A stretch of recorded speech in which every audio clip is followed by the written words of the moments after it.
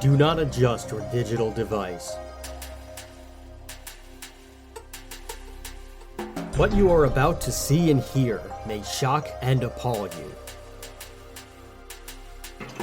Join our hosts as they encounter countless thrills, spills, chills, and hilarity as they explore the very weirdest in pop culture. The following media is so strange, so beyond the scope of what is normal, it will make you ask the question, why does this exist?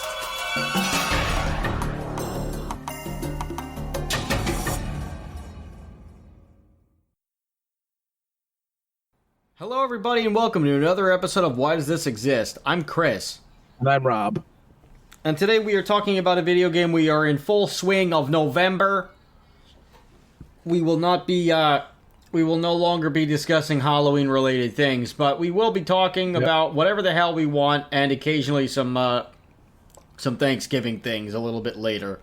We won't tell you what, but it's something that we promise, so we will have to get to it. And well, now you just told them. Interesting. I didn't tell them anything. They have to go back in time and find out what the hell we're talking about. But it's something good. It's something good. If you want to do your research, you know what it is, and you can tell us that in the comments of the YouTube video. Or you could just send us an email with an educated guess. Or you could sign up for our Patreon. That's patreon.com/whydoesthisexist. And you could give us as little as $1 or as much as you want to join our Discord server. And you can communicate with us and you could tell us, I know exactly which one you're talking about. Or since you're in the Discord server, you'll have access to all of our future episode planning. So you'll be able to actually see what our calendar is. And you'll know.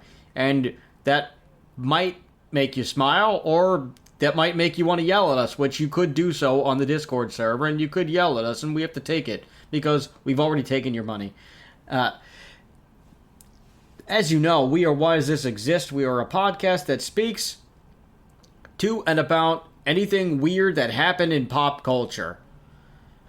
That includes video games such as we are about to do, comic books like Spawn that we just did, TV shows such as The Crypt Keeper, or any weird movies, or anything else that was weird. We're going to talk about it, and we're going to have fun, and you're going to listen to us, or you won't, and you could just tell your friends to either listen and suffer, or your parents, or whatever you want to do.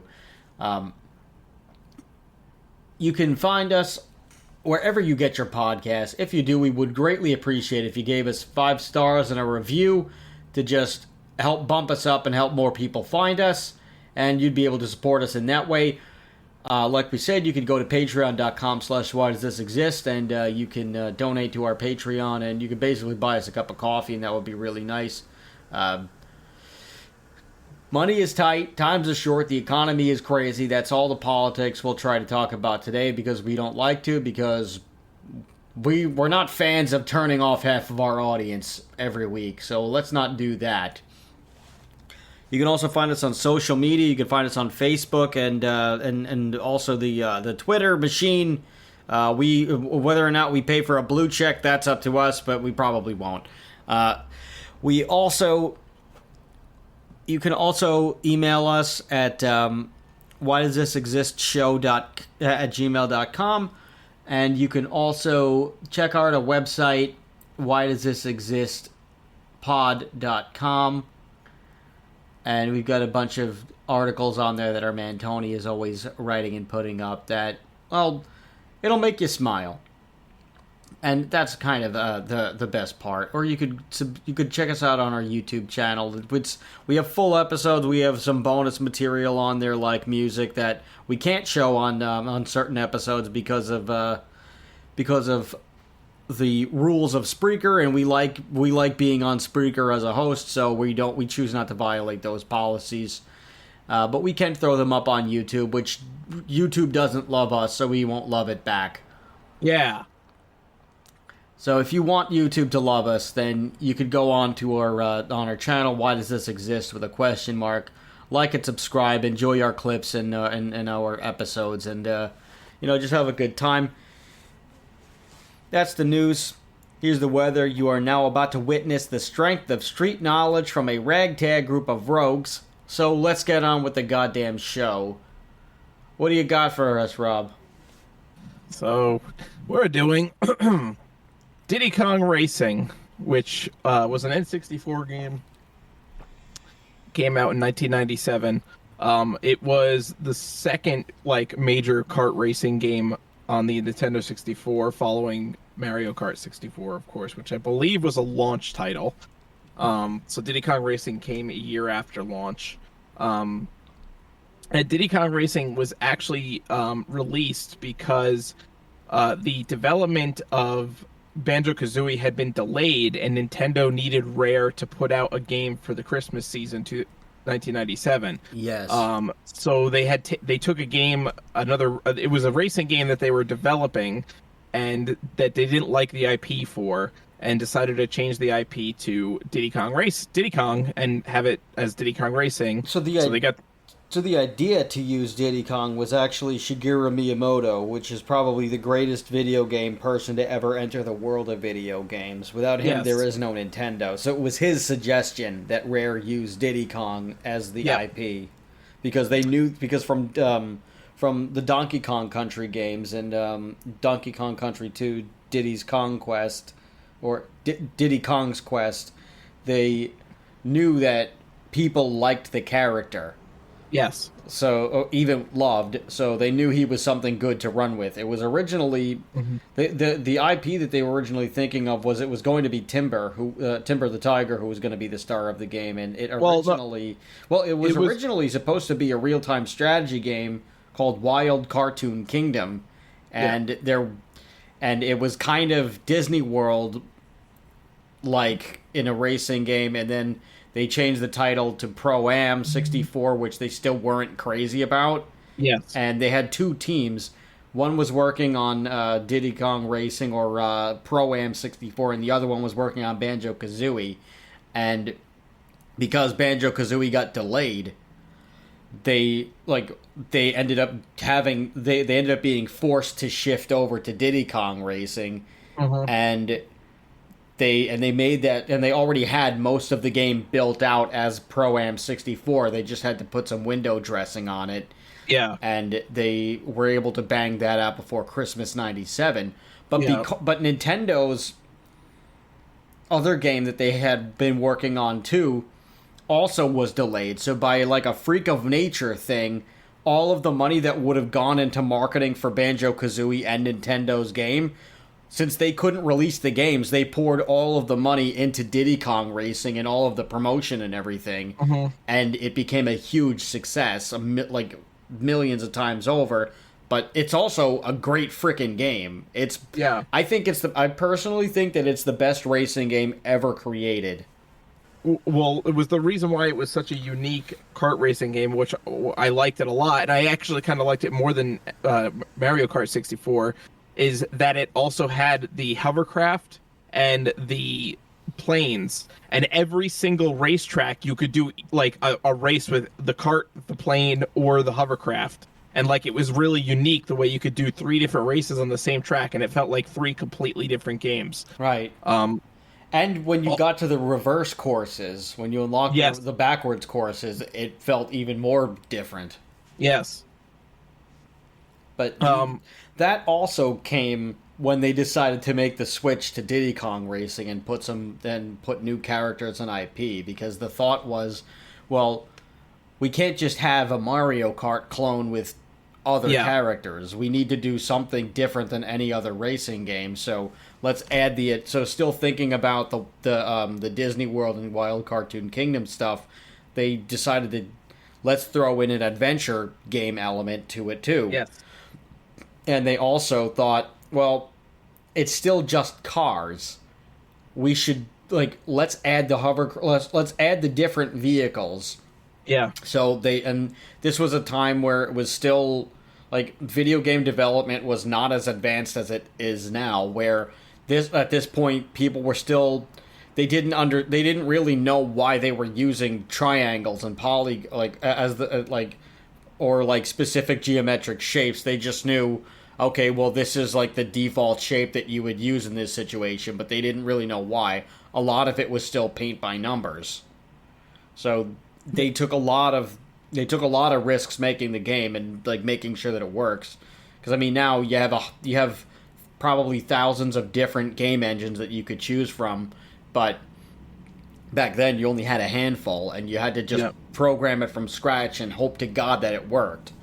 Yeah. By the time the game got shipped, especially because when Rare was making Diddy Kong Racing, they wanted it to run as smooth as Mario Kart 64 did. Right. But the problem was that Mario Kart 64 used sprites for like all the characters and for like shells and all that stuff. So sprites use a lot less memory than 3D polygonal shapes do, and Diddy Kong Racing features all 3D polygonal shapes, except for the balloons. I think are sprites, and the tires. The tires are sprites too. Yeah, but all the characters are 3D, fully 3D and animated. So, like, it took a lot of processing power, and they really had to like figure out a way to make it because they wanted it to run at the same FPS as Mario Kart 64 and not have any slowdowns. So that was like a big challenge for them, especially at that time because it was early in the N64's life cycle still, and there really hadn't been a lot of like advanced development. I don't even think the expansion pack had been released yet by that point. No, the expansion pack didn't come out until I think until Donkey Kong 64 because it came with the game. So I think that was 99. That was 99, I think. Yeah, I think you're right. It was either late. It was either Christmas 98 or sometime or mid 99. Yeah. Yeah, so that was like a big challenge for them, making this game and trying to like make it run as great as Mario Kart 64 did. And I mean, they did a really good job. And adding those extra things like the adventure mode, like I remember as a kid, I would literally spend hours just flying around the adventure mode, and like. Yeah, it's not like a huge level or whatever, but when I was a kid and exploring, it was like the coolest thing ever to be able to just fly around in an airplane in like this like open world, relatively. That was open probably world. My favorite part was the open world element of it, and like I liked how it didn't like that was probably the first open world game that I can really remember besides Mario 64. Yeah, even though the world was like small, it wasn't like a big open world. No, but it seemed huge at the time because there was nothing to base it on. Yeah. Like now you could compare any open world game to a million other games, but back then there were only like 2 or 3 that you could really even compare it to, and and scale was so much. It was just so much different. And there was really no racing games that were open world like that. That had like an adventure, aspect to it. But I would just fly around in a plane for hours, just doing like the rainbow colored speed boost by double tapping the R button. Yep. Like I just had fun doing that, and I also liked how you didn't have to stick to one binary level. You could just go. You could just go elsewhere and try other races or try different boss battles, or if you were stuck and you only had the boss battles left, then it was... Wizpig, the dreaded Wizpig was the worst. I didn't beat him until adulthood. Yeah, I think so too. Like, I would play it with my friends, and like I think one of my friends had beaten him at some point, and like we got through it or whatever. But like myself, just playing it by myself, I could never beat him. Yeah. He was incredibly hard. The first race, he's pretty damn tough. But if you could beat that, then that's already a feat on itself. But the second race is so much worse because you have to know that before you hit the accelerator or the Z or the zip pads or whatever they called them. Yeah. You like if you let go, you get a better boost. If you let go just before you hit it, you'll get the pink boost, or sometimes it'll be a green one, and you'll get the best power. You'll get the best boost that you could possibly get. But you have to. But when you're racing against Wizpig the second time, or even the first time too, you need to hit every single one of them, and you must let go at the last second so you get the full effect of the boost. Otherwise, there is no way that you're going to beat him. It is unbelievably hard, and you have to be perfect to beat him. Yeah. he is probably one of the hardest bosses that, like, final bosses that I've ever played up against. But then again, I also haven't played the Dark Souls games very much, so Oh yeah. but very challenging, still extremely difficult. Like, I don't think I could ever, like, a lot of bosses, you beat them, like, they're very difficult, and then you beat them once, and then every time after that, it's suddenly a cakewalk. Wizpig is not the case. Wizpig is hard No. every time, no matter what. Yeah. I mean, it was a different time period too. Like video games in the '90s, difficulty was like way higher than most video games today. Like I would most agree with AAA that. titles are fairly easy to play. Like they do a lot of hand holding and they don't try to challenge you as much as past games. So the '90s was just a different time. So that was like a normal difficulty on the Nintendo 64. To have that ridiculously friggin' because they expect you by the time you face him the second time, they expect you to be basically a master at the game. So it really they're like, well, if you're at this point in the game, you have to be good at it by now. So this is hard. Deal with it. Yeah, and there was nothing you could do about it. It only had Yep. one difficulty. Yep. Yeah, so the game also featured a lot of really cool characters besides Diddy Kong, obviously. In fact, it was both Conker the Squirrel and Banjo the Bear's first appearance. Conker's Bad Fur Day and Banjo-Kazooie had been announced and were in development at that point, and I think they even had shown demos at E3 of both of those games. But because they got delayed, both Banjo-Kazooie and Conker's Bad Fur Day, Diddy Kong Racing ended up coming out first, so that just happened to be their first appearance, even though they were going to be in their own games coming, that were down the pipeline. So that's a cool thing. Also, because this is a kids game, and Conker goes on to being not a kids game at all. So it's hilarious how they did that. Yeah, if you've listened to our Conker's Bad Fur Day episode. Yes.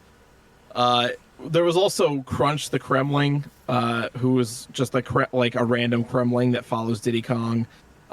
Tip Top the Turtle, TT the Stopwatch, Pipsy the Mouse, Bumper the Badger. TT the Stopwatch is incredible. I've never been able to play as him. No. You have it is very difficult to get to unlock TT. Yeah, and then there was also is short for time trial. Yes. Which And you I have to could complete all really- of his time trials and beat Yeah. your ghosts. It's Yeah. freaking hard. Yeah.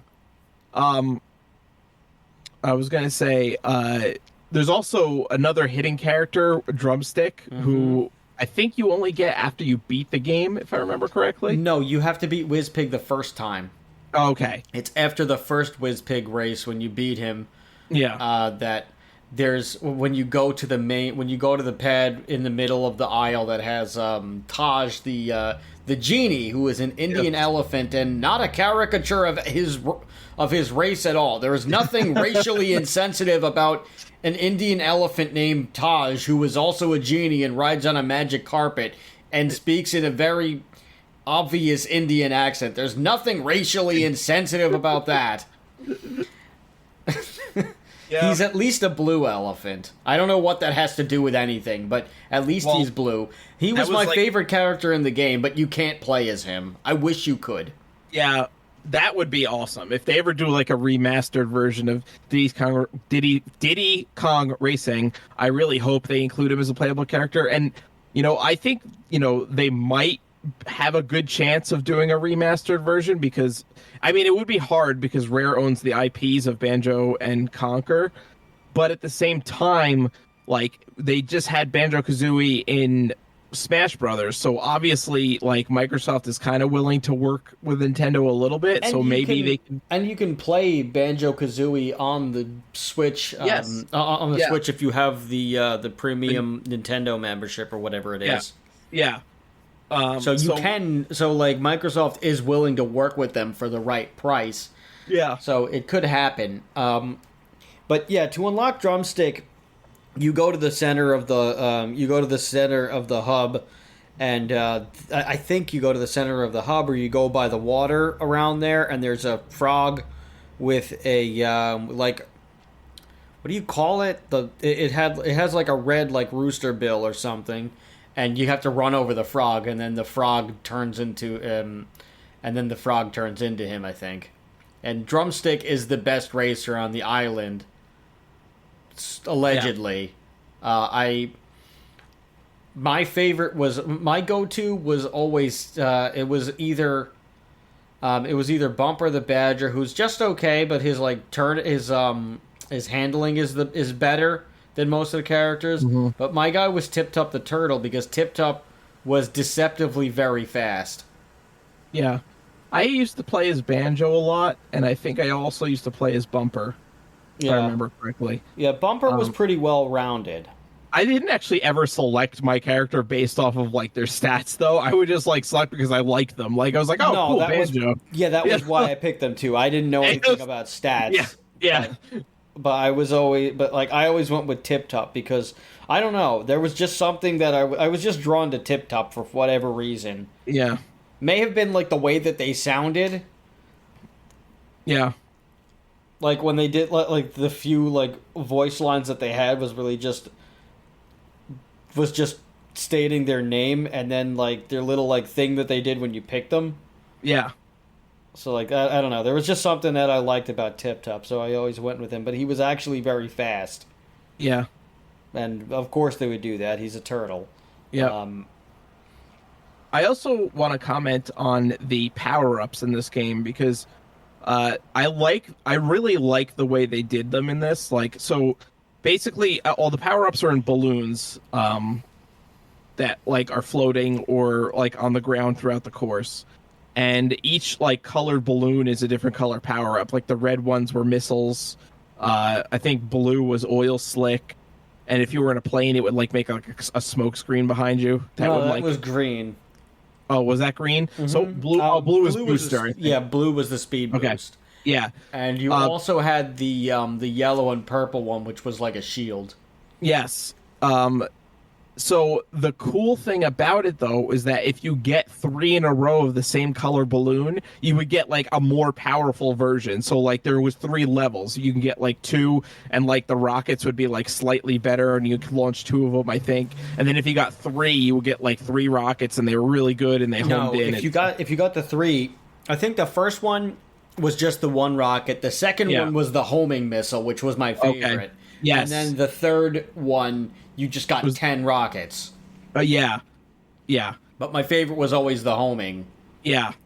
So it was a lot of cool stuff like that, where, like, you know, everything had its own, like, a power up of it, and it, like, they kind of did that a little bit in Crash Team Racing also, but, like, in that you have to, like, collect the Wumpa fruit, and, like, get it when you have 10 of them, you get, like, a better version of whatever item you pick up. Well, this set the stage for every other, like, cartoon racing game.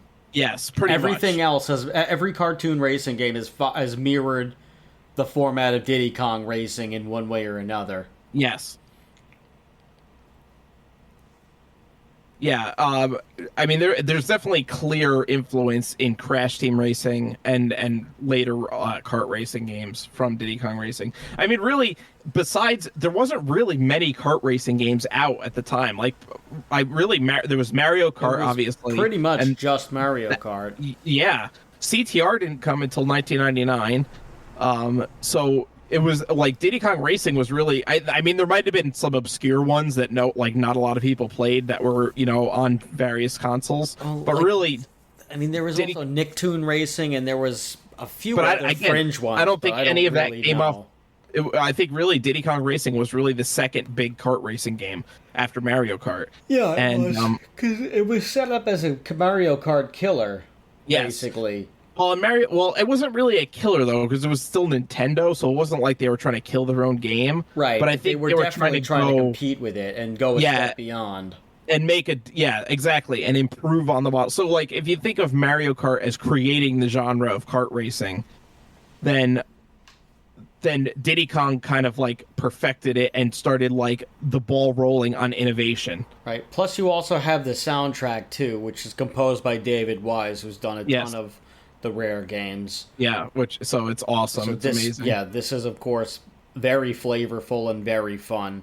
Yes, very cartoony. In the Japanese sound version of the game, the soundtrack had 42 tracks, but in the American release, only 16 were featured, which honestly, do you really need more than that? We're pretty good.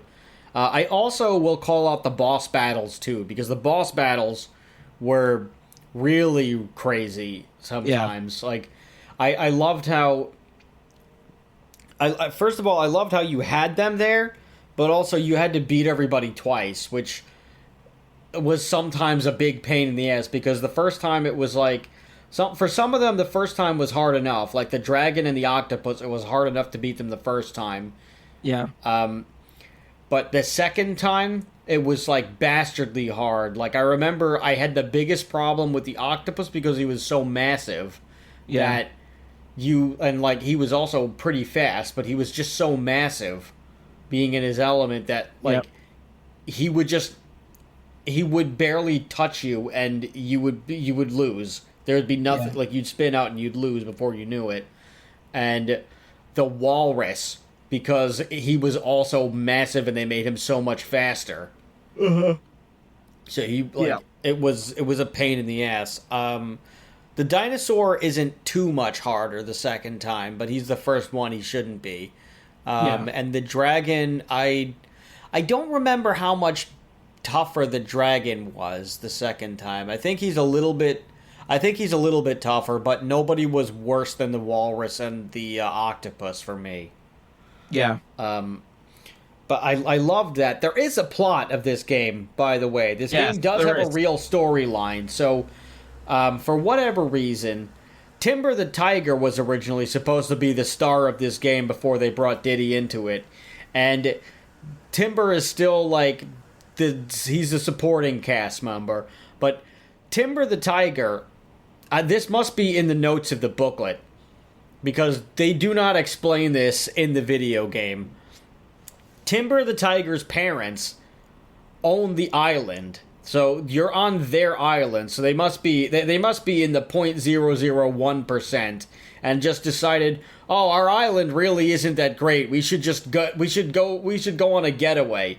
Yeah, but they leave their child. Yeah, they leave their child behind, which sounds exactly like the 0.001%, just neglecting their British child.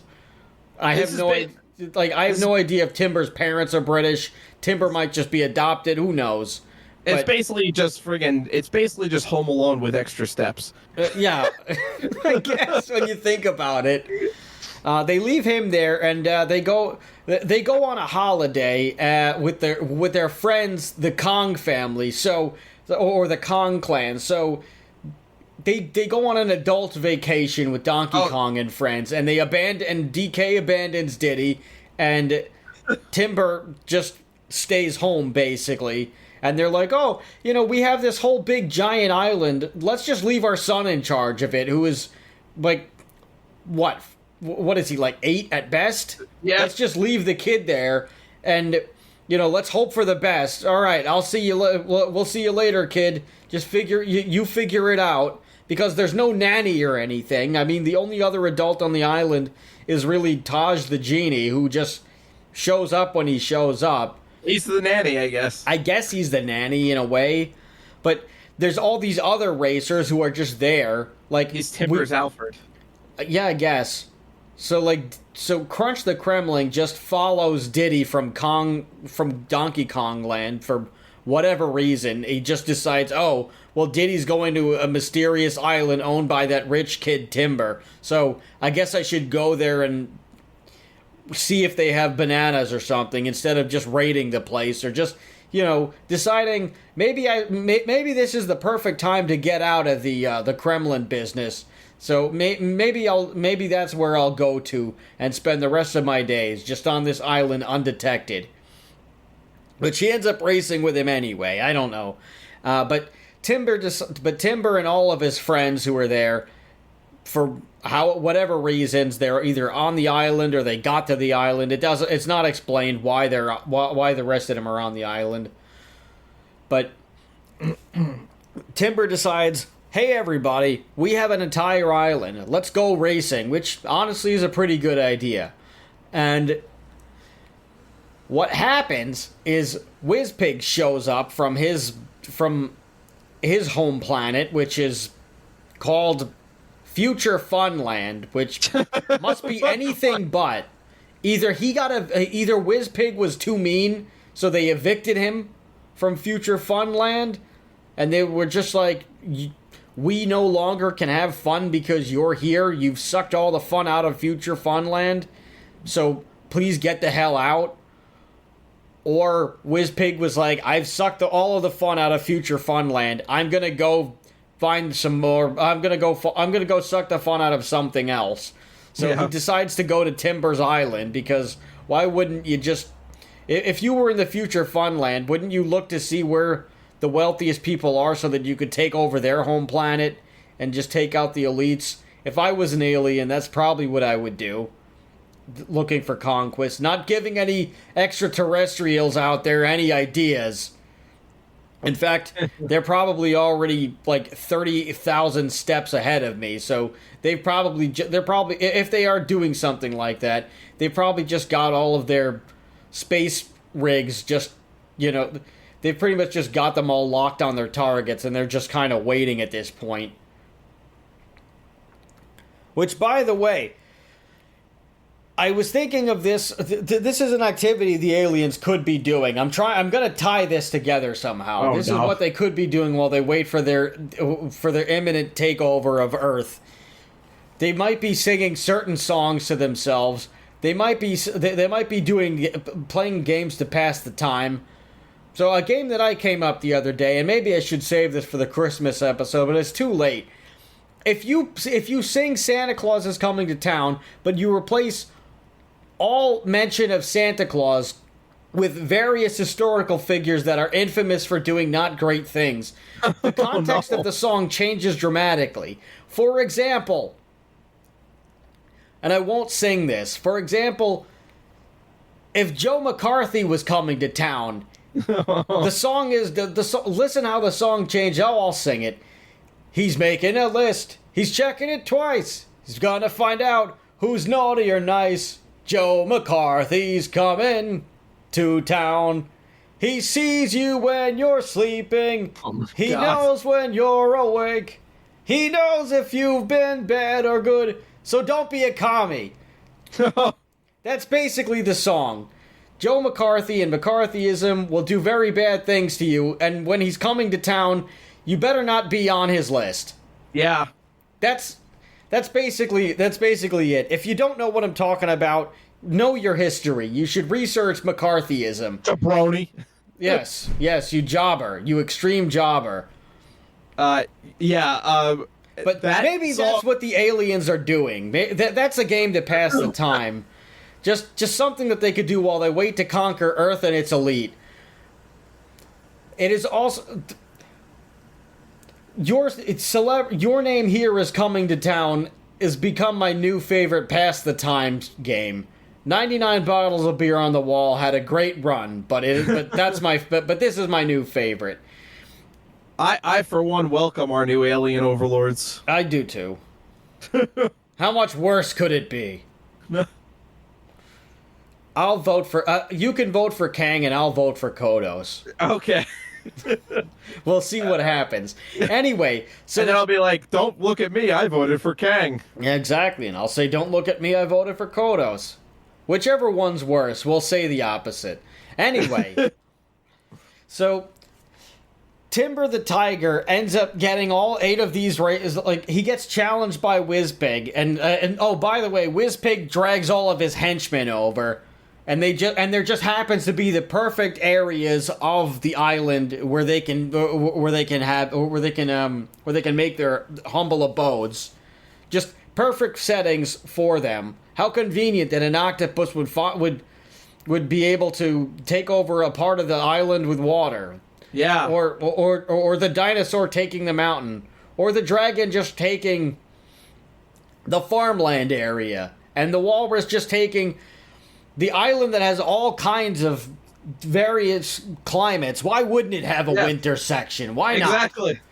How is it possible? How is it possible for this island to have every climate issue possible? It's like a all in tropical one. island, but then you go through like this one little area in this valley, and it's a frozen friggin' wasteland. Yes, you get the tundra, you get the regular wasteland, you get the barrier reef, and then you just get it all. Then you just get a volcanic mountain just to have. Maybe the island is like Australia.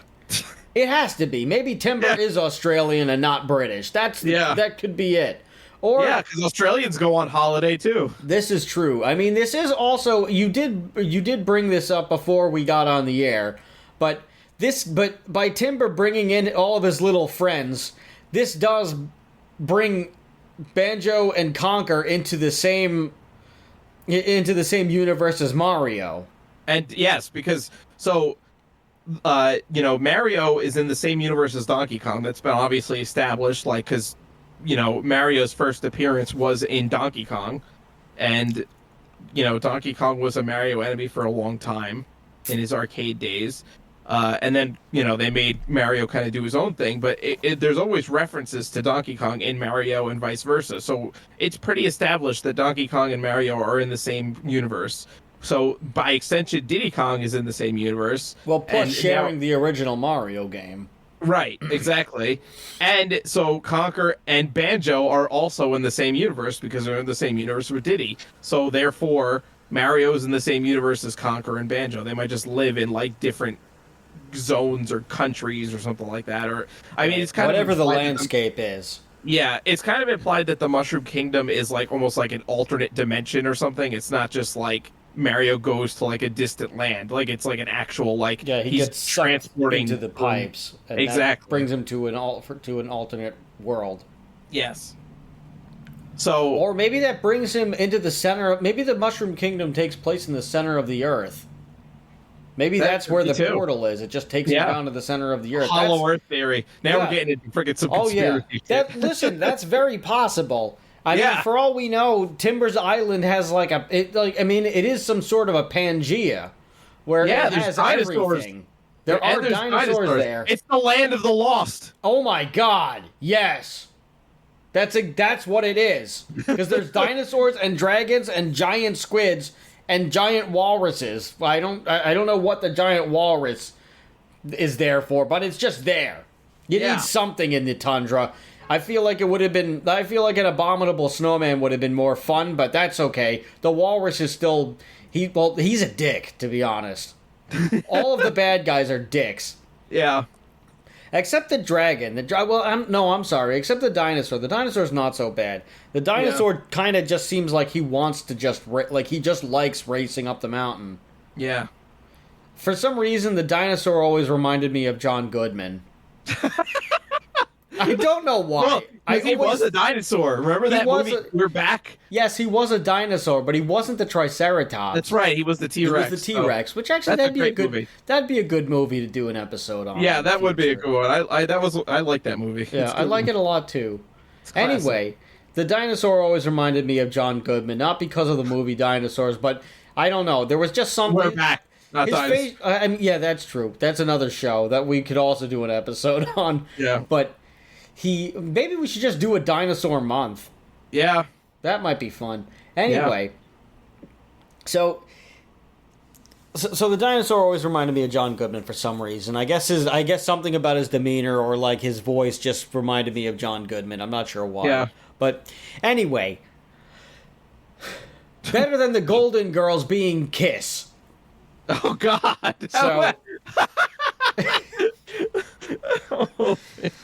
So, anyway, Timber and all of his little friends get challenged by Wizpig, and Wizpig and all of his henchmen just enter the world. They don't really wreak havoc. They just kind of sit there and take over and claim it, and they don't really do anything else. Like, they don't distort the world. They don't break anything.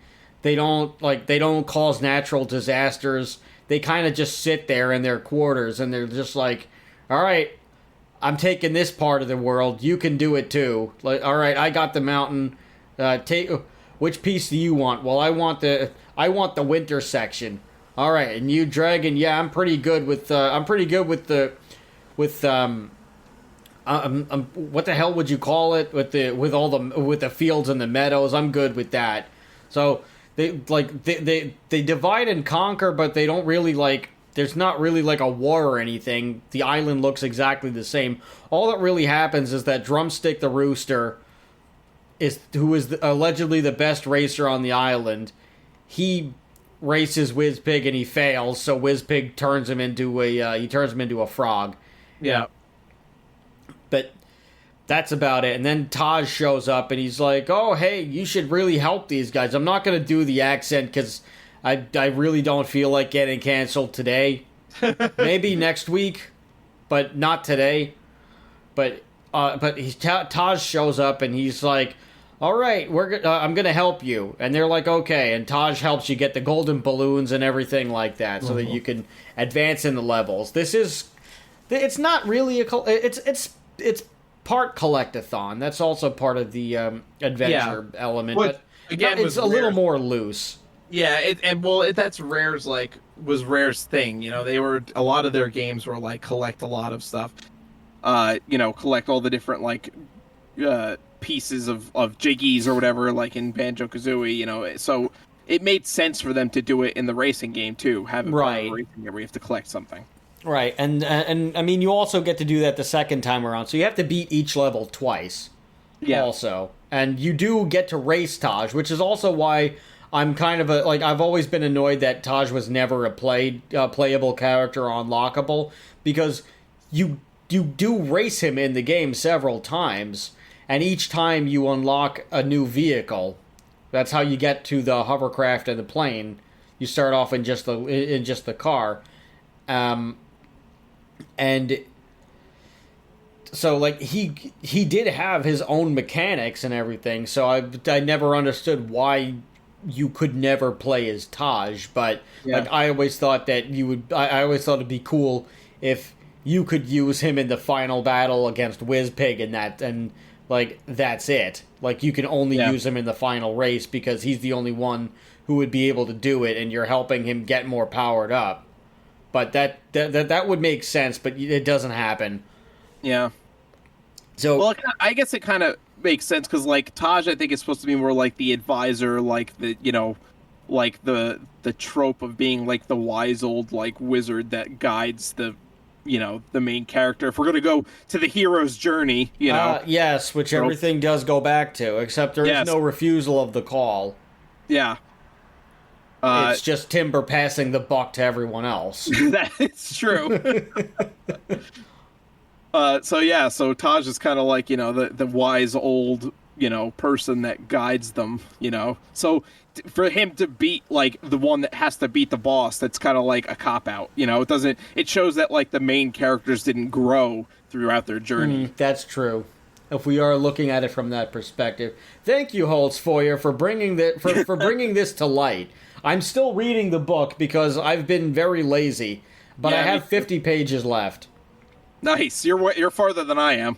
Yeah, it's good. A great book, and it's really crazy. Yeah, I love this thing.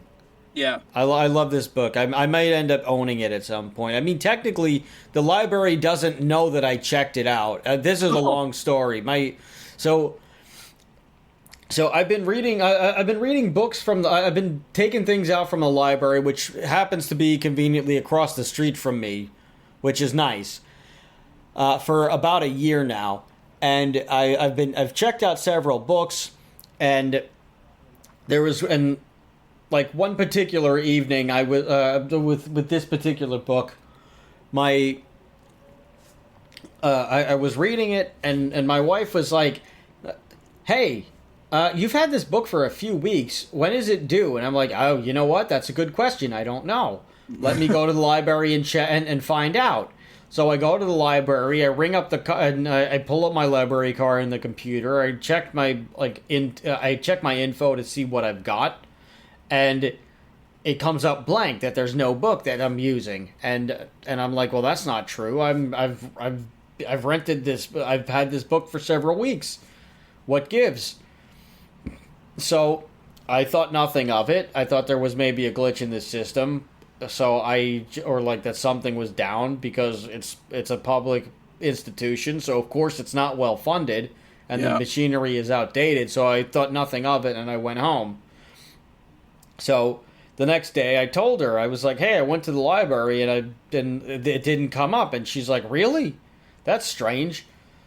So she's like, so then she of course being the smarter one is thinking ahead, and she's like, she's like, what did you do when you took out the book? I'm like, well, I'm like, what do you mean? She's like, what procedure do you take?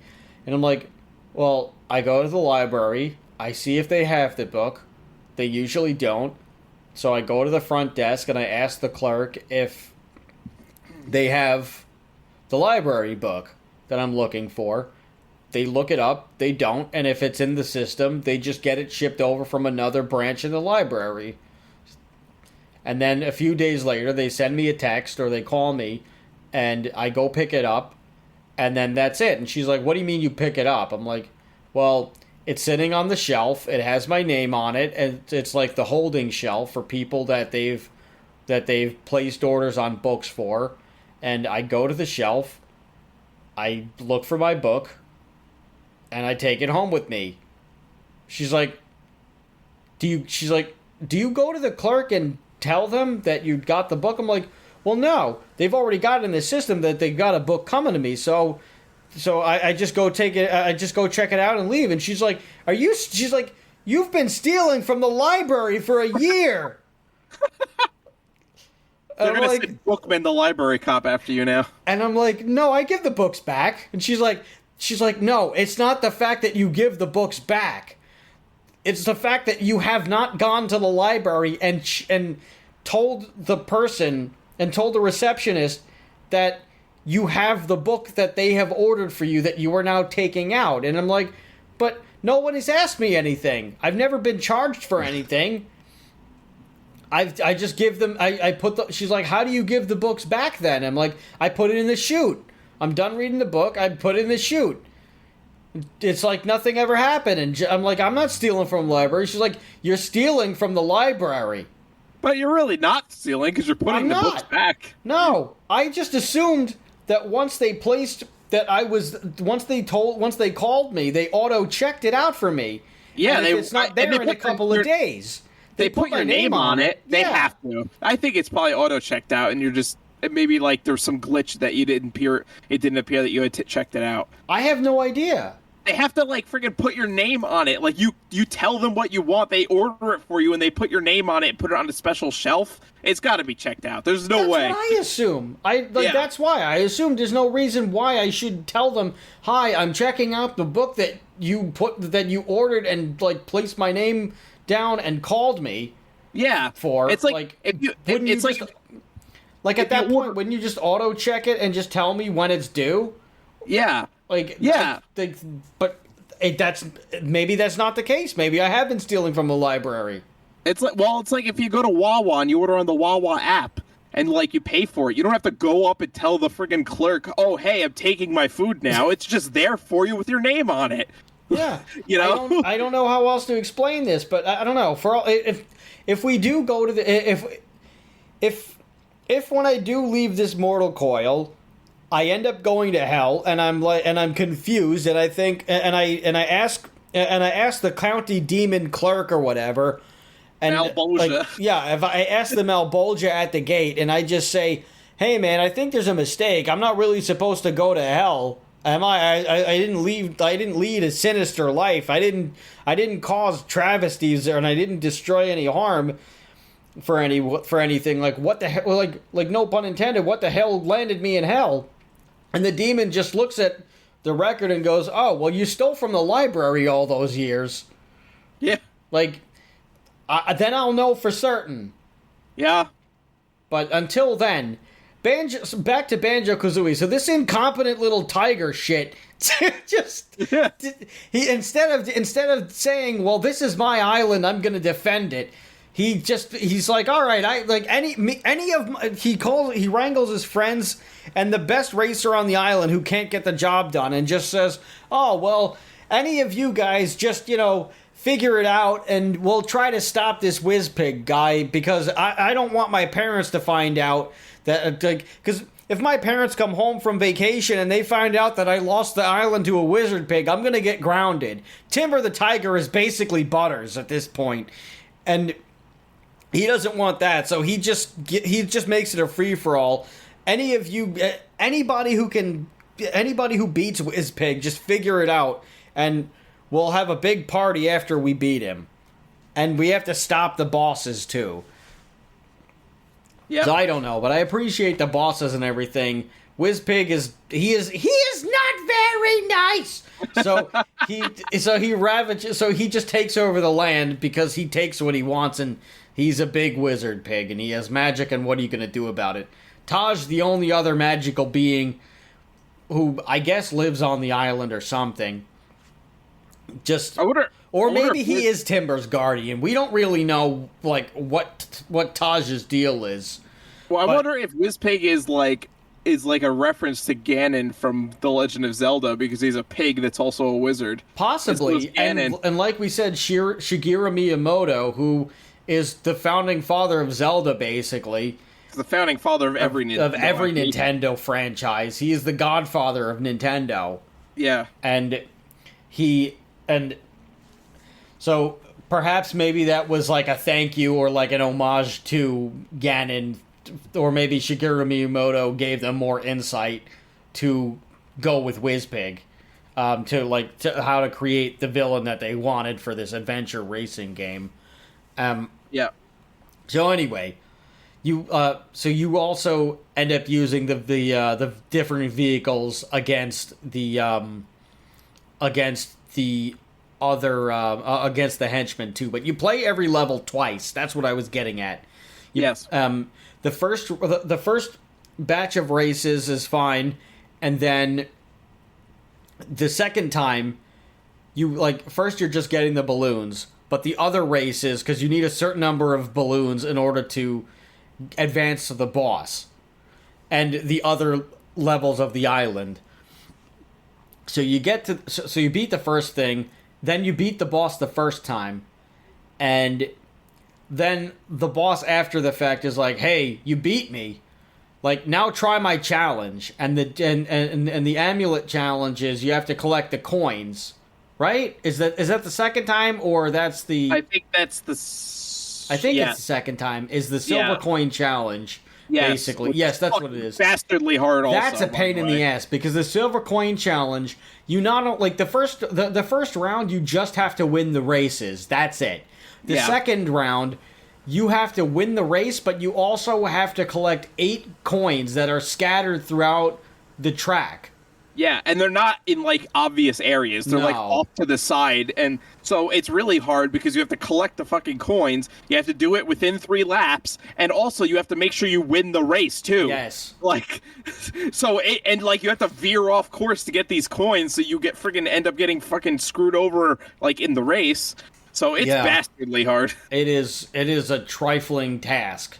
Yes. At best. And once you do that, some levels are obviously easier than other.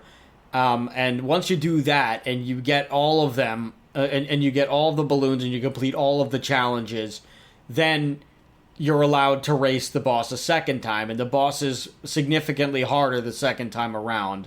They make them just much faster and a little more aggressive if they have projectile attacks or any attacks at all. They become more aggressive. Like the octopus basically shits bombs the second time, plus being faster, plus just being big. So anytime he touches you, you're like you're doomed. The dragon has like fireballs that he can shoot at you, and he can also leave them behind too. So you can like walk into, or I guess he farts fireballs. I don't really know. The walrus is just very, very, very fast. And so is the dinosaur. But there's also a boulder that occasionally runs through the area, too. So there's all kinds of... So it's much harder the second time around. Yeah. And there's also the battle stages, too, that you can do in this. You can do it in the multiplayer mode, but you can also do it... And it helps unlock a key to the area... which is part of getting the, to get that, it's part of getting the second, it's part of beating Wizpig the second time. You have to you have to get all the keys to unlock WizPig, and it also unlocks the time trials where you can unlock TT if you are that skilled. Yes. Which again is hard. Yeah, and I think you can I don't think I ever unlocked TT. Yeah, and you what? I don't think I ever unlocked TT. Oh, I never unlocked TT. I tried many times, but I could not do it. You also can do the races, but you can also do the races backwards with which that's freaking difficult. Yes. And I forget if that's what you have to do the second time after you beat WizPig to unlock the second time that you battle him, or if it's completing the world as like I think you have to get all of the balloons or something like that to get all of the WizPig, because like each time you unlock for every boss that you beat, there's a part of the island. The only thing that gets changed is there's a mountain that has WizPig's face, like he Rushmores himself onto an island. Yes. And that's where his lair is. Yeah. So each time you unlock a boss, there's like a change to the WizPig face on the island, and that's how. And once you've beaten all 4 bosses the first time around, then WizPig. Well, then you can face WizPig the first time, but I think the second time you have to do all of the races backwards. And yeah, that's what it is. You have to do the races in reverse, and you have to battle the bosses one more time, but their courses are backwards too. Mm-hmm. And that's a lot harder because I can't remember if you have to do a silver coin challenge backwards. I don't think you do. I know you have to. I know it's a much tougher race, and you do the track backwards. Yeah, and you might have had to do it. I actually don't remember. You might have. I don't remember, but the second half of the game is a lot harder. Yeah, and then WizPig basically he gets the island face gets these gold, these gold things that help unlock WizPig, and you have to get. But the second time you go to the spaceship, it helps unlock the spaceship.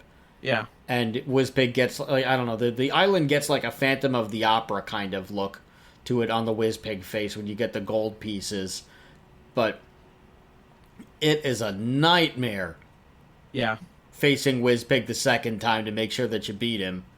And in WizPig's second race, the first race you're on the island. The second race, and he's just running and trampling you the first race. The second race, when you actually go to the future fun land, or the alleged or the land of alleged future fun, WizPig is on a rocket and he's flying, and he is so much faster. He can fly in the second one, and it's just so much faster, and it's so much harder. And if and when you do beat him, he the rocket that he's on malfunctions and it goes into the moon. So you crater the poor son of a bitch.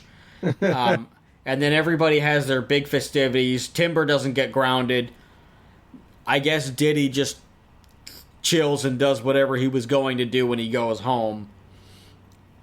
And I guess you could say that well, yeah, and that's basically what ends up happening, and everything's all hunky dory, but there is a cutscene at the end but there's a cutscene after the credits, I think, or after they're all having fun. WizPig's spaceship is flying again, and I guess he fixes whatever problems he had on the moon, or he's magic, so he probably just got into a big fender bender, and he just said, all right, well, I got a spell for this.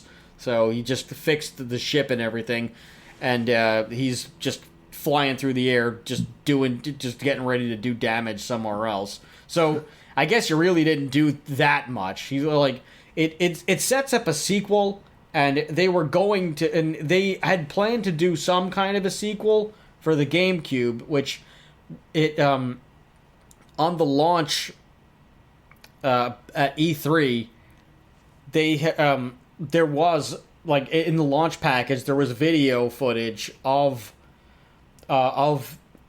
Donkey Kong and Diddy Kong and Taj racing on Ramby rhinos and an ostrich and the zinger bees. And there was going to be a racing game for the GameCube that was going to be like if not that was going to be a sequel of some kind. I think they were going to call it Donkey Kong Racing because Donkey Kong was clearly there. Mm-hmm. And for whatever reason, it didn't happen. I think it was E3 2001 when they showed this, and for whatever happened, like the mechanic was, instead of driving on the vehicles, you were going to Lee Musgrave, who was one of the game designers on Diddy Kong Racing and one of the Rare founders.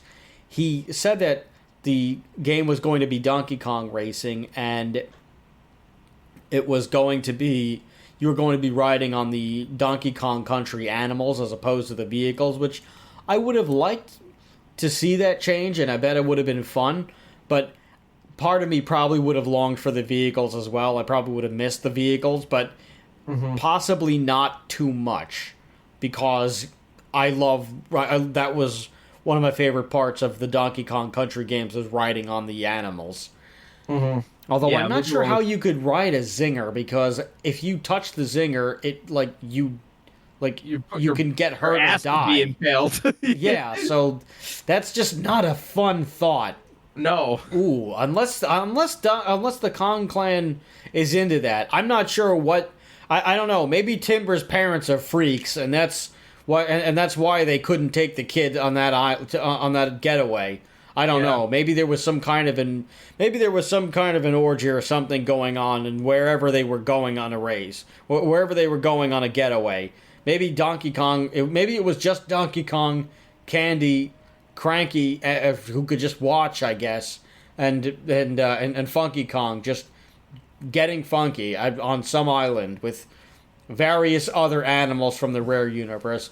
I don't know. Maybe this is why Bowser's been trying to kidnap Peach all this time, because he needs to take her. He needs to take her to the big orgy that's going on with all the video game characters, and he needs to bring a date. Look, I don't know how this works. I don't know. I'm sure all of these. I'm sure all of the video game. I'm sure all of the elite video game mascots and characters are all very stressed out all the other days of the year, and being worked on and developed and poked and prodded by developers, rendering them and all of their and all their files and polygons shifting around. Plus, on top of that, they have to rule their respective areas, and they have to deal with dying multiple times in the games, and sometimes the games are never completed ever. There's never resolved. They're under a lot of stress. So maybe they do have to go to some sort of a retreat where they cure what ails them and they get their rocks off. I have no idea. Maybe this is what really happens when in the Tron world. I don't know. But they were going to do the Donkey Kong Country game, and they planned on doing it. The difference was that the player would also be able to switch between different types of animals mid-race, and bigger animals could destroy obstacles like the rhinos, and smaller ones allowed better, just a better way to just get around the area. So if there were more obstacles to that you could break, you would want to use the rhino. But then if it got to like a projectile-ish area or a water area, maybe you could switch to another animal. It would be interesting to see how that game would play, and I think it would be a lot of fun. And who knows what kind of weapons that you could use would have. I bet you it would have been really great, and I would have loved to see this. But for some stupid reason, Nintendo decided not to buy a 51% stake in Rare that Microsoft ended up buying for £375 million in 2002. So they squashed the Donkey Kong Racing development because they would have had to license. They would have now had to license the characters out to Microsoft, and it just wouldn't have been a good idea. Probably, God knows how much they would have had to pay. For some stupid reason, Nintendo chose not to purchase Rare, which I'm sure ever since I would like to think whoever made that decision to not do it got fired, but who the hell knows? And if they didn't, I'm sure Nintendo kicks themselves every single day for not doing that. Yeah. What's the conversion rate on that? What was it, £375 million? That's probably about $500 million. Probably. I don't know what the conversion rate was in, 2003 or whatever it was, but... Yeah, let's see what that would be. Well, I mean, now the dollar is barely. The dollar is actually, £1 sterling is like $1.12. It's been tanking pretty badly, so it's not even a good comparison. Like 10 years ago, the pound was like double what the dollar's worth. Yeah. So what was the historical rate? Now I'm curious. Historical rates for 2003 GBP to USD. The transfer was, and they won't tell me, sons of bitches. Yeah, I don't want a free quote. I want to know. GBP to USD. What month did they do that? I don't know. All right. Well, let's just say it happened in, let's just say, peak 2003. Right? This was 2003.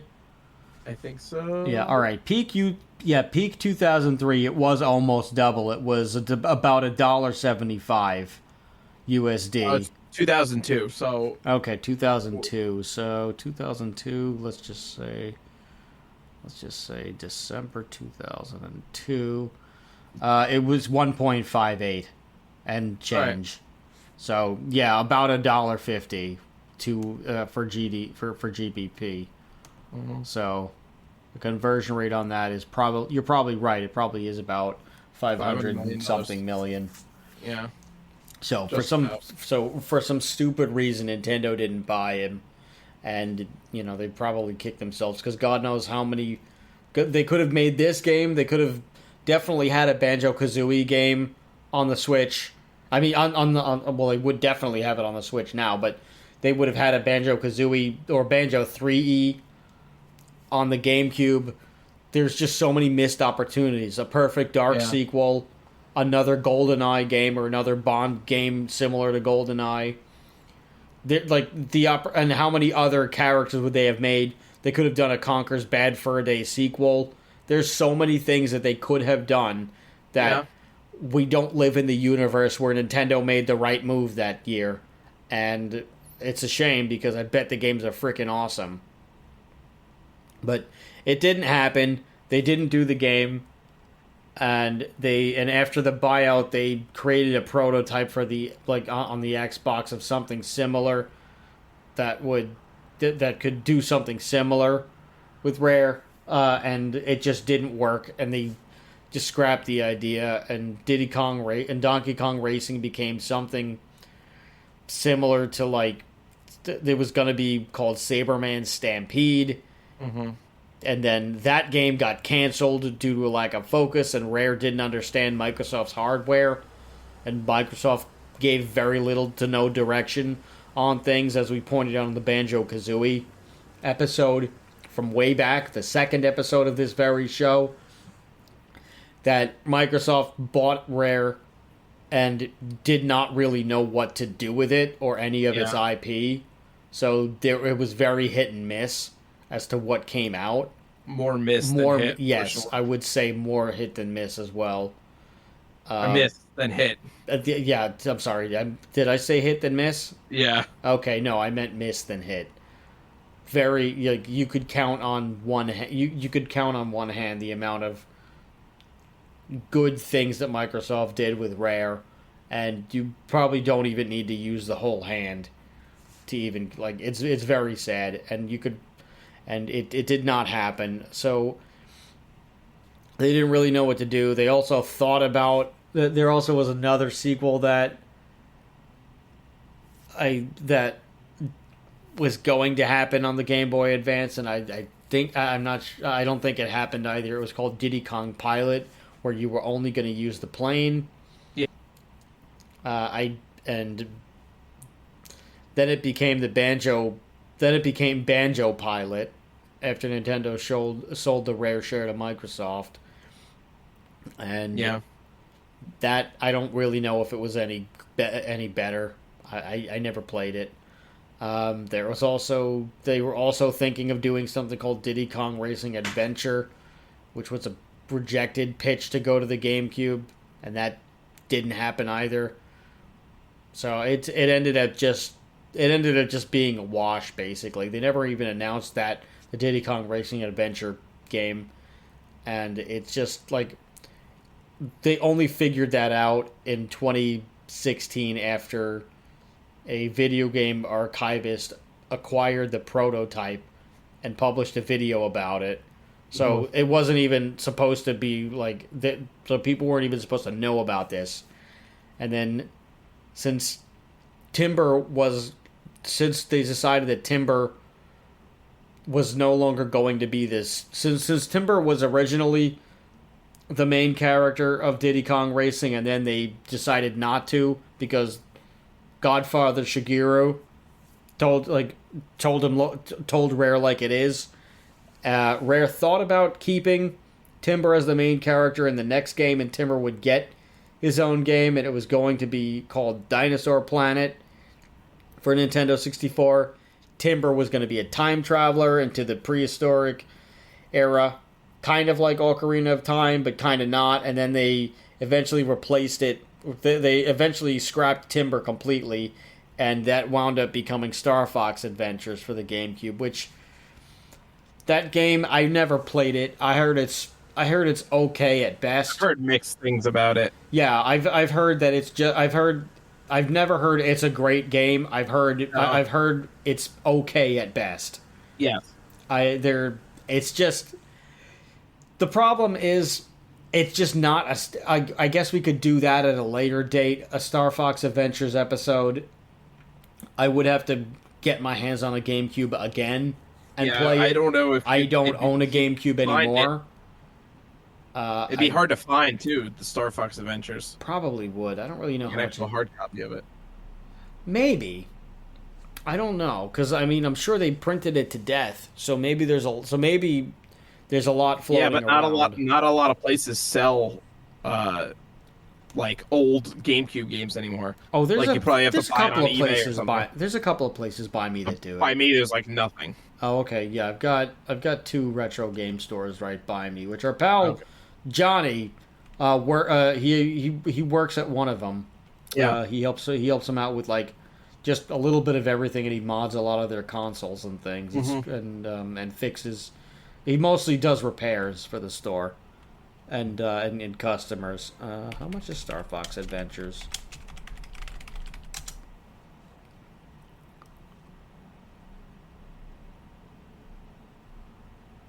Let me see. No, I want to buy this. I don't want to read about it. I want to buy the damn thing.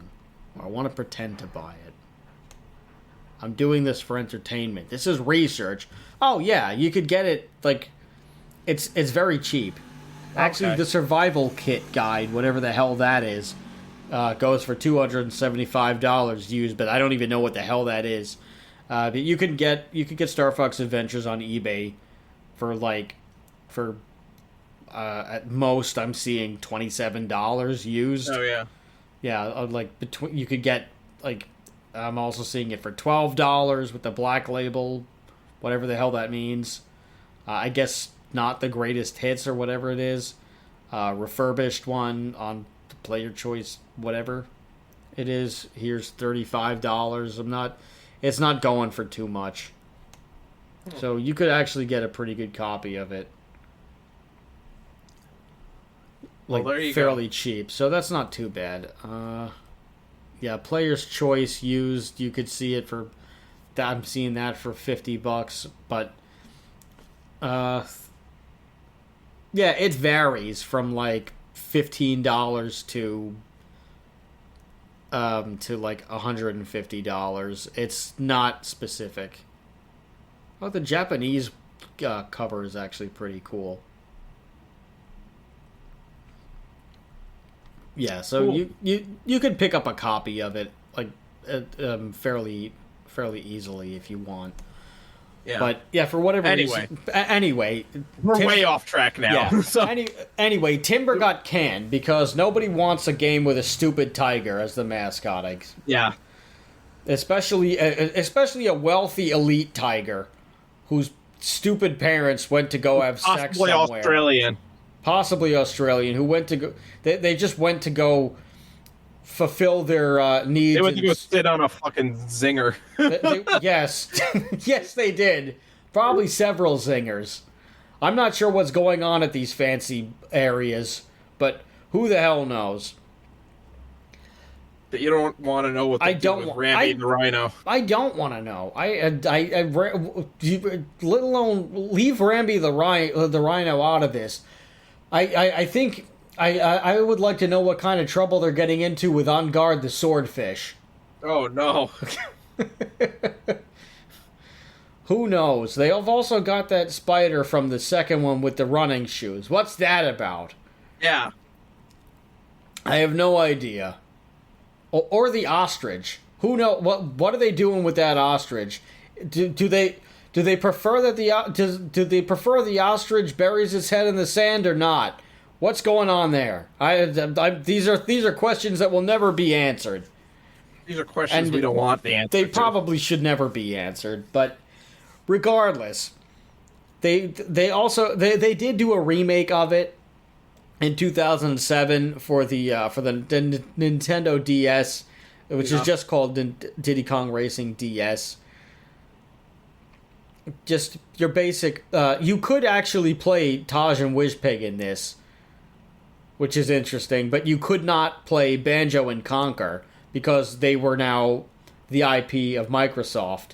Yeah, so that's probably why they had to add Taj and Wizpig. Well, they added Tiny Kong and Dixie Kong, so okay. that actually sounds like a better remake. Like Yeah. I would be okay swapping out Banjo and Conquer for Tiny Kong and Dixie Kong and being able to play with Taj and Wizpig. So I'm actually okay with that. I never had it. Well, do I have a DS? I do. I do have a DS, but I wouldn't buy it because I don't play. Like I haven't played it in years, and I've pretty much only reserved DSs to Pokemon games, which now I don't even need them for that. Yeah. Because I'm not going on the train or anything. I work from home, so there's no reason for me to use a handheld anything. So I just wait for the new Pokemon game that they release on the Switch now, which I cannot wait for Scarlet and Violet. I'm probably gonna go with Violet because I think that the Scarlet Legendary looks stupid. With I haven't even looked at the new Legendaries. It doesn't. Okay, so it doesn't look stupid in its regular form. It looks awesome in its regular form, but because it's based around it's based in Spain, kind of. It's based on Spain, and they're embracing Spain's motorsports culture. So the legendary Pokemon are like racing dragons, and one of them like Scarlet embraces the past and Violet embraces the future. So Scarlet looks more of like a Mad Max type of thing, where Violet is more futuristic, and the dragon looks way cooler in Violet when it goes into its vehicle form, and when in Scarlet the dragon I think looks stupid when it goes to the vehicle form because you can ride the Pokemon. It's really cool. It's a mechanic from from the Arceus one that they carried over, which I think is the way to go. Yeah.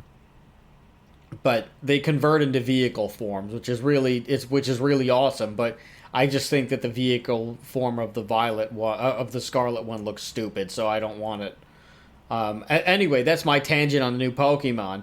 But I would really like it if they if the Diddy Kong, is there a Diddy Kong remaster on the Switch now that you could play of Diddy Kong Racing? No.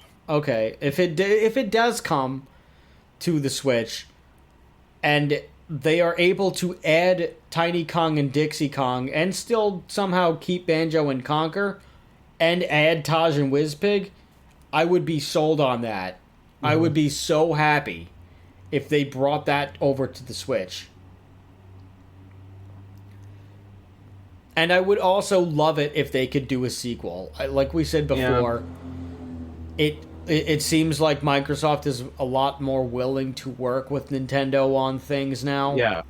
So I think a sequel is doable for them to do that. I mean, Nintendo owns. Does Nintendo own Diddy Kong now? Yes. Well, Donkey Kong and Diddy Kong have always been owned by Nintendo because Donkey Kong is a Nintendo IP. Yes. So but Diddy Kong is a Rare IP.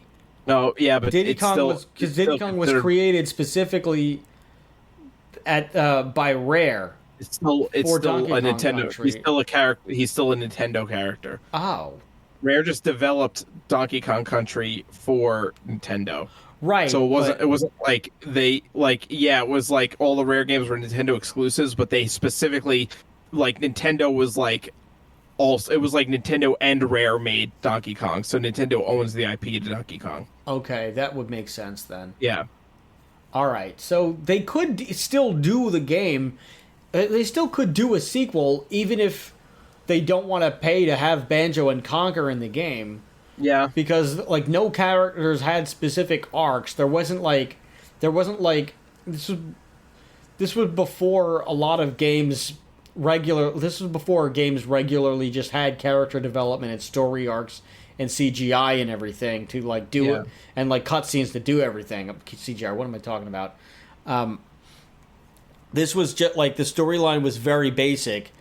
Pick a random character, stop Wizpig. That was it. There was no cutscene where one character did something better. There was nothing stood out. So whether or not it didn't matter who you played as long as you just beat the game. So they could even do a sequel without Banjo and Conquer. I'm sure a lot of fans would be upset. I would be a little sad that they wouldn't be able to keep all of the original characters, or at least update some of the more some of the characters and switch them out for new ones, but keep the more beloved ones or the more well-known ones. But at the same time, you can't please everybody. So if they could add characters and everything, that would be great. But if they can't, they could still do a sequel game and it would be fine. Yeah.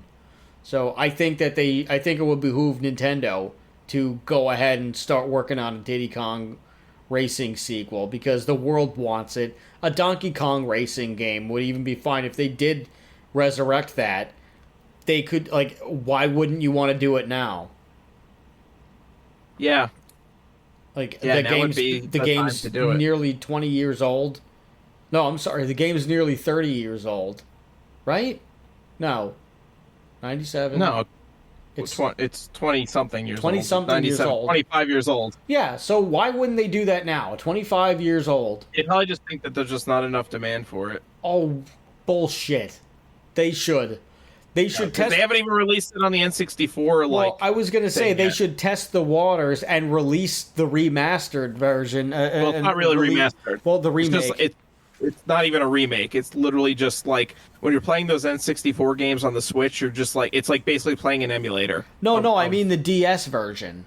Oh. They should take the DS version and They're not going to do that. Upgrade the graphics and port it to the Nintendo 64 thing, or even bring the original. Just bring the original. They were going to do is if they were going to do anything like that, they would just put the original on the N64 app or whatever. Well, they should go right ahead and do that then.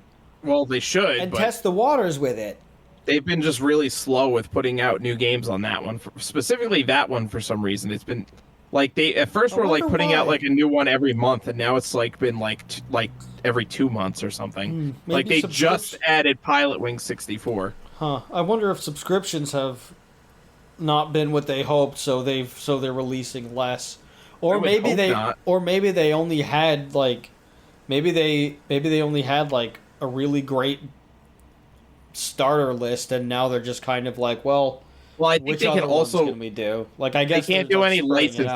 I don't think they have been doing any licensed games, so it's only games that Nintendo made specifically. Well, that could be the issue then, because they still have to license the characters, so maybe that's why they can't do that one. Well, it kind of sucks, because it would be nice to have, like, the, like, Castlevania 64, or, you know, some other N64 games that weren't necessarily made by Nintendo. Although they did add Banjo-Kazooie, so maybe they are going to add some more licensed games. Who knows? Right. So, I don't know. I hope that they do. I would love to see it. I think the rest of the world would love to see this. But all we can really do is wait and hope that Nintendo does what we want them to do. Yeah. And that's really all that you could say. I don't think that there's anything else that I could say about this game. It's... Other than, I guess, the battle modes just being, like, they were what they were. They weren't bad. Mm-hmm. They were remote. They were a little fun, but there just really wasn't, like, it was something to do if you wanted to get 100% completion, really. But you really, like, if they didn't include the feature in the game, I don't think anybody would have cared. But yeah, it was what it was. But the game is awesome. The multiplayer is great. I loved racing other people in the game. The split screen was also really great, especially with 4 players. The game ran smoothly. Rare did what they needed to do to make the perfect game, and it was amazing. I don't know what, and it still has stood the test of time. It's still the best, in my opinion, the best racing game that's ever been made. Yeah, it's definitely up there as one of the best. It's really fun. The items are really fun and unique, and the fact that it has the 3 different like vehicles is like really hasn't been like replicated since then. You know, like. Mario Kart had they added like the hang glider thing on certain stages where like you'll jump and then like a hang glider pops out, but like you've never had like a pure like plane or hovercraft kind of like racing game experience, you know? Yeah. Or the ability to switch vehicles like that. So, you know, again, another reason why a remake would be awesome, because, you know, it would be another. You know, maybe they could add different vehicles, you know, or like, you know, if they do a sequel, you know, add some other vehicles, you know, so it would be really cool. The limit. Exactly. They could like add like various they like expand the world a bit, give us a different world. It doesn't even matter. Like, give us something. Yep. Like, we just want to play this game, and let us use Taj. Please let us use Taj. Tell Taj's story. Yeah. What if Wizpig... or even the story could be Wizpig... Like, he abducts Taj, and he, like, holds Taj hostage. And Taj calls all of the Diddy Kong racers from all over the world to go help him or something. I don't know. Yeah. Or they could even do the game in space. Yeah. I was thinking that, and have like spaceships as one of the vehicles. Yeah. But yeah, there's a lot that they could do, and I really want them to do it, and I hope that they do it. Yep. And I think everyone else could too. Yeah. If you don't have a Nintendo 64 and you never played this game, try to find a way to get one and get the game and just have all of the fun in the all the fun you can have. With this game, which is a lot. Yeah. It will get frustrating at times, But Yes. put your big person pants on and play the damn game, and you'll feel very good about yourself when you win. Also, the levels were really just fun to race in.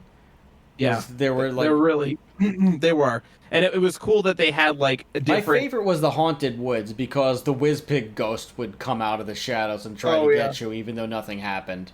It was it was cool that each level had like a track for like the planes and a track for the hovercraft, and then one for like the go-karts. You know, Yeah. it was cool the way they did that. You know, that like it was like. Because it gave you replayability on the levels then too, because you could go back and play them as the different vehicles, and it was a different experience. Right. And some levels had different shortcuts or different hidden things. Yes. That you needed to use a different vehicle for. Yeah. The one thing that I think they could have done that would have been really cool is if they added like multi-vehicle races where like some people were in planes, some were in hovercraft, and some were on carts. I don't know if it would actually work because I know like every vehicle like kind of drove different and had different speeds, so it probably wouldn't really work. But maybe that's something they could do for if they ever do a sequel. Right. And make it so you could choose like a different vehicle, and it just you still race, but right. like everyone has like their own unique way they have to race. Yeah, so it would be cool to just race on a track where you're choosing the hover cart and someone else is in the plane or something. Exactly. It would be really fun just to see all of those different dynamics in play. Yeah. And just what that would do and how that would affect gameplay. Maybe in the level the shortcut is specifically for the hovercraft. Where if you're using the plane, that doesn't really matter. But if you're in the car, you've got to figure it out, or whatever it is. It might be a lot of fun just to see how they play with that dynamic where certain levels would be better suited for other vehicles. But at the end of the day, it's still your choice. Yeah. So I don't know. I think it would be really awesome if they do it, and I hope that they get to do it. I also hope that there's a cutscene of Timber getting grounded by his parents, who are sexual deviants. But yeah, I don't know. That's all my thoughts on the game. Yeah. I enjoy it. If you've got a Nintendo 64, I still do. I haven't played it in a while, but I think I am going to pop that game in and just give it another go, because now I feel deprived. If you're going to but yeah, go buy the game. It's not really that expensive. They made a ton of them. It's also beloved, and you could pick that game up for like $10 or somewhere. But it's the greatest racing game of all time, and you'll have a lot of fun. And if you have played the game, then I hope we brought back a lot of great memories from your childhood. And I hope that we taught you a couple of things that you didn't know. I hope we didn't give you horrible PTSD from remembering those Whizpig races. That too. I hope we didn't do that. That would be terrible. If that's the case, let us know in the comments, or just simply join the Discord server and tell us to go fuck ourselves. Yes. That's what you need to do. Just head over, just give us $1, and while we're drinking our cup of coffee, hurl terrible expletives at us so that we spit the coffee out and we don't even get to enjoy it, and perhaps we get so riled up that we inadvertently drop the coffee on the steaming hot coffee on our laps, and we burn ourselves. And then we sue McDonald's for millions.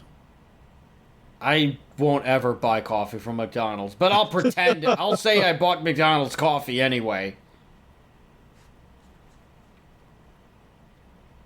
That's how I'm going to get rich. Oh, yeah. This has been Why Does This Exist?